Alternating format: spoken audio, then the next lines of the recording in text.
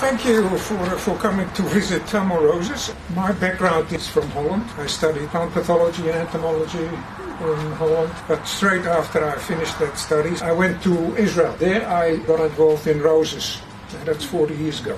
Yeah. Did you need your entomology and your plant pathology? Did that help you get the job? That was not even part of the job. The job was simply, it was a rose farm. And the degree actually got me eventually here to Australia. Okay. Because of what extra points you get for studying. In those days, rose growing already moved a bit away from countries like Holland to the Mediterranean, Spain, Israel, Italy, and after that production areas again moved to tropical highlands in Middle America, South America, Africa, and that is a very interesting process. It had to do with production costs like labor, but also much better growing conditions. After my time in Israel, I spent a few months in Africa, but eventually I ended up here in Australia. And I have managed in Melbourne 3 large rose growing businesses. This area here is 2,000 square meter. I manage places 20, 30,000 square meter. Big places. When you look at it now, all the rose places that I worked for, overseas and here in Australia, they not exist anymore. They're gone. For the same reason that the production areas went to the highland tropical countries, businesses could not compete with labor costs, so they just had to either shift their whole focus of production to maybe wholesale. The story here is that all my life I had a bit of a dream to have my own little place, and eventually that dream was realized about now 13 years ago here in Grantham. There was these 2 acres here. There was only a house on it. A house and 1 tree. So I was able to build here something with my experience totally from scratch. First small, first only 1,000 square meter, and then doubled it. And over the years I managed to invest in all sort of technology which I knew from the past that would help me to grow a nice product.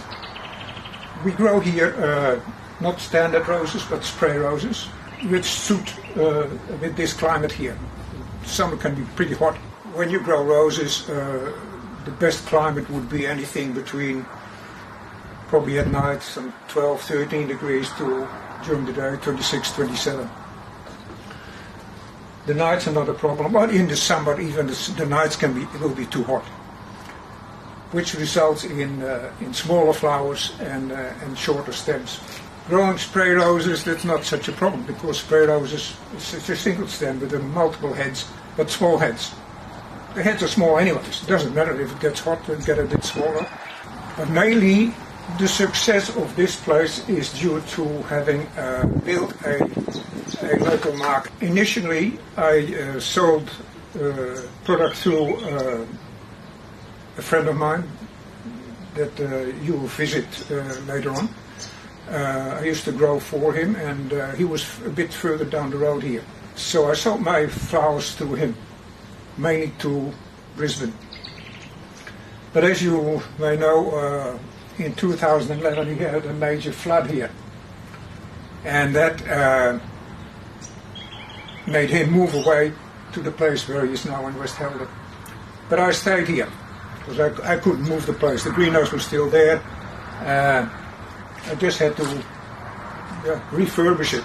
But then I was confronted with having to sell my own product. But that was surprisingly really easy. I never sold a flower in my life, but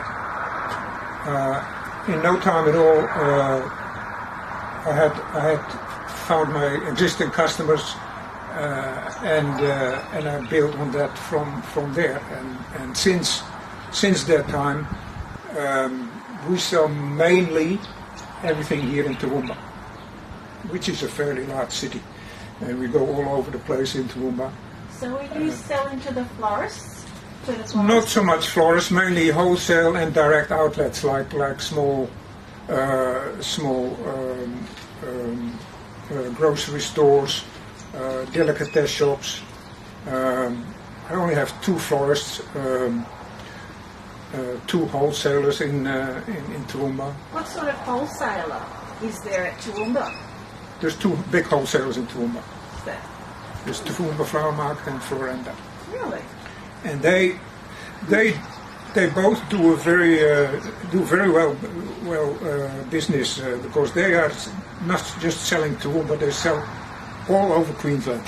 They have a very good market. Ever since I have been selling flowers to Toowoomba, we have not thrown away one flower. I've thrown away 2 occasions when the cold room iced up. Oh, So that was a bit of a shock, but that happens. The product sells itself. Every year up till 2 years ago, there is the Business Awards here in Gatton. And I was a finalist 9 times in a row until the pandemic hit, because then they cancelled it, so I didn't make it 10 in a row. But every time that the jury came here to ask me, what do you do in marketing? Are you on Facebook? Do this. So I would have to tell them, listen, I have nothing to sell. Every day I'm sold out. At the moment I do only 2 deliveries in the week. But if I get more, it will be probably 3 times a week. And every time I drive out with a truck, the cold room is empty. So I haven't got anything to sell, really. I can't sell more than I have. And I have no intentions to go any bigger, because I'm not at that age to go any further. So as I said, this place is set up for one person, really. A young fit man can do this by himself. That's based on simply 2,000 square meters for one person. If you have 20,000 square meters, you probably end up with 20, probably even less than 20 people. I have 2 part-time employees. Taylor is one of them. She is only 2 months here now, but she is doing a good job. That helps me. I am enjoying a bit of retirement. Now, technically, when we started here, everything was grown in the ground. As you know, here in the Lockyer Valley, we have some very nice soil. You can grow here anything. Water is the only thing. Probably the growers here in the area are going to struggle a bit, because they are depleting a bit the underground water. Underground water here is the main source. I don't know how long ago, but quite a long time ago, you would have water here about 3-4 meters under the ground. That's what the level was. Now it is 20-30 meters underground. So we have used it up. And the problem is with going deeper, your water is not getting any better. It's only getting worse. Your salt contents go up. So the water that I get here from the bore, I can't use in the hydroponics. It's too salty. So I have to run it through a reverse osmosis machine to get proper water. But the roses here in the ground grew very well. The only reason why I eventually ended up with hydroponics was that with the flood that we had a lot of weeds coming down, and it was basically impossible to control. Besides that, to keep this business going, you really need a challenge now and then, because just to pick flowers and bunch, it's not something that would keep you going. I had on the way, I had my challenges. First to start it, then after 3 years the flood. That was a good challenge, and then 2 years ago changing to hydroponics, another challenge. very successful challenge. And now last year with the whole pandemic, you think, well, another challenge. That was in fact not the case. One of the industries that has been doing very well in the pandemic is actually the flower business. Growers that I have spoken with since last year had one of the best years ever, simply because as soon as this whole pandemic started, the first thing that stopped was all the imports. The imports that killed a lot of the industry off. The people who were still there, they had the best life. And that still trickles on a little bit. Slowly the imports are coming back, but it's more expensive because there's less flights. People are now used to getting local produce. So that really helps us. So in terms of selling your flowers during the pandemic, did you actually increase the price, or because your customers were loyal, you left it as it was? No, I have not increased any price. You just left it? No. Yeah. Well, it's not that I feel guilty, it's just I had the best year ever last year. Last year was my best year ever. And that's partially because of the hydroponics, because you do pick more flowers in hydroponics than in the ground. Yeah. But it was not a problem to sell everything that I got. I'm looking now at this month, August. In the past, in the ground, August would always, that's the end of the winter time, that would have been my worst month. Last year, August was my best month ever. We had a bit of a mild winter, I think, last year. That helped a little bit. But but all the other reasons that really helped. And still, I can't produce enough for the customers that I have. I have only 10 customers really. And once in a while I get a request from somebody and just simply say, well, I'm sorry, I haven't got them. That's good. Good to be in that position, to be, I suppose, well set up, well respected, and that's how you keep your customers. Well, that helps too. When I say that this place, you can run it by yourself, but the experience, obviously, if somebody off the street just comes in here, well, I'll do it, well, that probably wouldn't be so easy, but it is in theory, it is possible to do it on your own. So do you decide on which varieties you grow, or do you know what your customers want? How do you decide your varieties? Well, we grow about 10 different varieties, and we do straight bunches, we do mixed bunches. A lot of the bunches go, as I deliver them, they are sold straight to the customers. Only wholesalers and florists, they would mainly get straight bunches, so they rip them apart and put them in bouquets or whatever. But a lot of the bunches, they go out as we bunch them here. Yeah. If you get the proper climate conditions, then the less problems you have with diseases or pests. And also the cultivars that you grow, is that? Definitely. I have now I have 2 varieties here now that I would never plant again. Okay. Simply because there's too much trouble with certain pests there. Yeah. Oh, during the wet weather, because I know we'd been drought for so long, and then we had that period where it was raining almost every 10 days. Did that make a difference to you?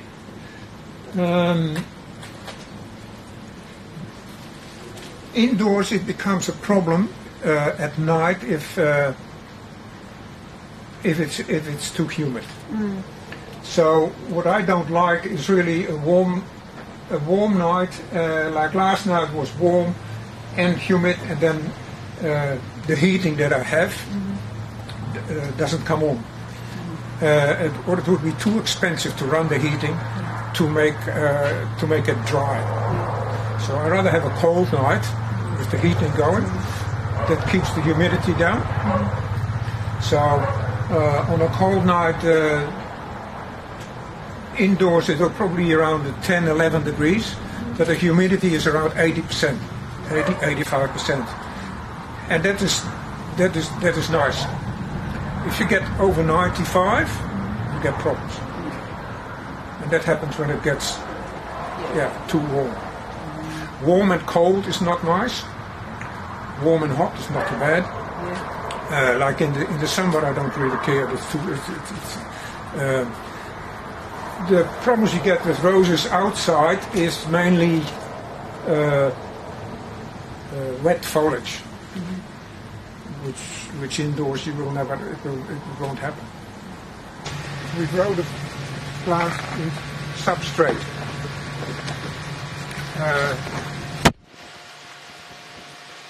Not really on purpose, but I have here the area almost half is in cocoa peat, the other half is in rockwool.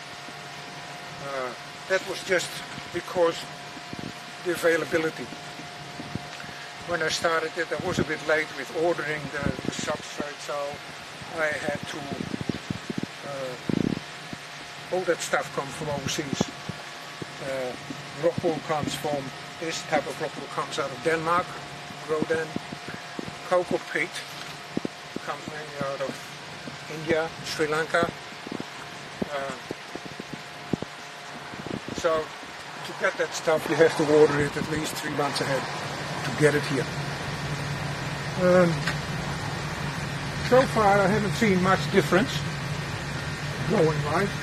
The biggest problem especially was in the beginning, because the cocoa peat is an organic material, and especially in the beginning you have to fertilize a bit different and add a lot of calcium, whereas the rockwool is a totally inert material, there's nothing in it, so you can straight away start with your normal fertilizer program. And another difference will be that eventually the cocoa peat will deteriorate much quicker, because it's biodegradable, and eventually it will kind of become a bit mushy, whereas the rockwool, that will stay like this much longer in a normal state, which means that you have enough oxygen for the roots to grow. Watering is by drip irrigation. Every plant is a dripper.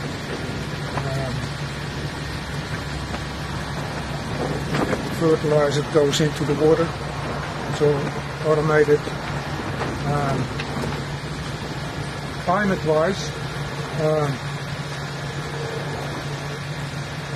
even though they have things controlled by a computer, most of the time, especially in winter, things are really, you don't really depend on the computer, because the climate here is, because it's so kind of steady.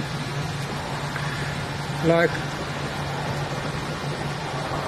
the way the situation is now, we have the screen over for shade, which is basically to prevent that the foliage, that the plants in, the sun, in direct sunlight will not get too hot. This would increase your problems with spider mite. The greenhouse is shut. The vents on top will stay closed. With a computer may say, well, let's open it up because to cool it down a bit. That's really a problem in the summer, because outside it's hotter than you get more hot air inside and out. It's just another problem is that if you have a storm coming, the computer doesn't know that. And when you know southeast Queensland, these storms come in 5 minutes. And by the time the storm has passed, the windows are still closing. So I have to do that. I have to preempt that. I have to do it myself. So computers are nice, but not really. I wouldn't really depend on it. No. This is a bigger bag. It will open up first. So you take that one out, and then you have 1, 2, 3, 4, 5. It will open up simultaneously. Overseas you have really strict standards that one stem has to have 5 buds. We do anything from 2 till whatever. My customers are not that fussy about it. Ready to be harvested. Probably 2 days. 2 days. Yeah. And how far down do you go? Well, we pick more or less where it starts or under it. Spray roses grow. They don't always produce the stems that you want. So you have here one that is alright, that's alright. But if you have a single one like that, what we do is just take the flower off, leave the foliage on it because that's producing the sugars for the plant, and bend it over. Produces growth hormones in the tip. Yep. It stops from all the other buds from growing. Yep. But as soon as you bend that over, these hormones can't block that anymore. So then it will start to grow from here. And those will be shoots that will be, the lower you go, the stronger the stem will be. You can go up, you get more stems, but shorter and thinner ones. If you go lower, you get stronger and bigger ones. There's a bit of a happy medium because you can get stems that are really, really big and really, really long, sometimes a meter long, which is not really any good value for us. We produce stems, the longest branches we do is 60 centimeters. So if you pick one that is 70, 80, 90, 10 centimeters, you cut 30 centimeters off, and that's the best part of the stem, really. So we try to go places, other rose growers overseas, you wouldn't see the bushes this tall already. They were really, really low because they really want these long, big stems. There's no market for me there. It's just Your production cycle, since you've cut down and the new sprout goes out, how long is it?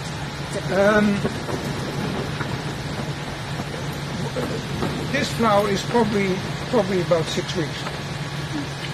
And depending, of course, if you go under the place where it starts, you go into older wood. The older the wood, the longer it takes to start shooting again. So probably in the summer, anything from 5 weeks in the summer to 6, 7 weeks in the winter. For botrytis is hardly a problem because of your climate control. Botrytis you get after humidity of 95 plus at night. So summertime? In summertime,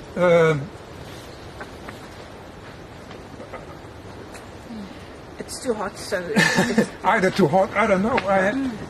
Probably sparrows are also not that that sensitive to I'm it. happy for you. Very happy for you. How often do you replace plants? These plants are now in the second year, so probably another 2 years. This was planted all in the time span of only 1 month. That I probably won't do that again, because if you would be out of production totally. So I probably will start already this summer with taking a few rows out of varieties that I simply don't want to plant anymore. Your plant material, where do you come from? Where does it come from? I do most of the propagation myself, simply because at the moment there's only one propagator left, or two, that are selling plants. And since I only do varieties that I have already myself, I propagate them myself. They're expensive to buy, and it's also a problem to get new varieties, simply because of plant breeders' rights. The market in Australia is really, really small. So the people that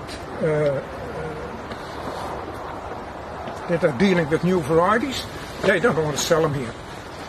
There's no market for it. So if we really want a new variety, the only way to do it is the illegal way of going to the wholesale market and get a bunch from overseas and try to propagate it, which is officially not allowed and should not be possible, because they should have been treated with Roundup. But if you try often enough, you will be successful. Yeah, that's what I was telling the students in the lecture, is that they are supposed to be devitalised, but many growers have found that they can grow them. Yeah. Weed control. Well, look, the weeds that are growing here, I don't really pay too much attention to it. Just because the gates here? Yeah. It's a bit of a myth that when you have harder corners, you won't get weeds in the actual slabs, because it will still happen. A big problem is ferns, especially in the cocoa peat. They just come with the cocoa peat, because where they produce these slabs, that it's all in these tropical countries. They store the cocoa peat in large mountains near the ocean and all, everything just ideal for seeds to come in. So as we go through the rows to take these center buds out, and we also do at the same time a bit of weeding. We do a bit of integrated pest management, especially with predator mites. They are very successful with the predator mites. The only problem in roses, really, which is not possible to do biologically, is thrip, especially western flower thrip. That's a little insect that chews on the buds when they're really small and leave marks when they open up.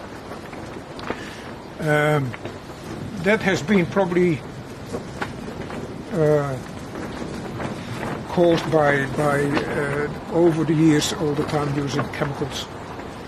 It just became a really very resistant insect, and last year I did have to spray some heavy chemicals to get rid of it. And, but again, spray roses are quite easy. If you have 4 or 5 buds and 1 or 2 get damaged, just take them out. You still have a few flowers left. If you have a single stem roses, it's gone. So we'll go to the fertilizer shed and we'll show you there. That's with every irrigation. Oh, okay. Every irrigation. How do you work out how much to put in? That's basically on a I have two fertilizer tanks and a set rate of injection into the irrigation water. At the moment, in the winter, you go from 3 to 4 irrigations a day, in the summer to 6, 7. So based on experience? That's experience, and also, again, these things can be all very much automated, depending on light intensity, evaporation.